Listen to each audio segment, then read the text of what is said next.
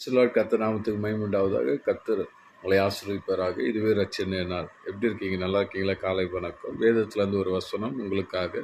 யோவான் 16:20. உங்கள் துக்கம் சந்தோஷமாய் மாறும். ஆமாங்க, பயப்படாதீங்க. உங்களுடைய கவலைகளை எல்லாம் கிறிஸ்து மேலே வைத்து விடுங்க. உங்கள் துக்கம் சந்தோஷமாய் மாறப்போகிறது. வேதத்தில் ஒரு சம்பவம் லூக்கா 18ஆம் அதிகாரத்தில் நீங்கள் வாசிக்கும் போது, ஒரு விதவை, அவளுக்கு ஒரு பெரிய பிரச்சனை இருந்து அவனுடைய எதிராளி நிமித்தம் அவன் நியாயத்தை கேட்டு அவளுடைய சகோதரனிடத்தில் போய் உதவி கேட்டால், அவன் பல நாட்கள் அதற்கு உதவி செய்யாமல் இருந்தால், ஒரு நாள் அவள் இருதயத்தில் நினைத்து அந்த விதவைக்கு உதவி செய்ய இறங்கினான். அப்படியானால் ஒரு மோசமான மனிதன், பொல்லாத மனுஷன் அந்த விதவைக்காக நியாயம் செய்ய இறங்கும் போது, நீங்கள் ஆண்டவரை நோக்கி கூப்பிட்டால் நிச்சயமாக கர்த்தர் உங்கள் துக்கத்துக்கு சந்தோஷத்தை பதில் தர வல்லவராயிருக்கிறார்.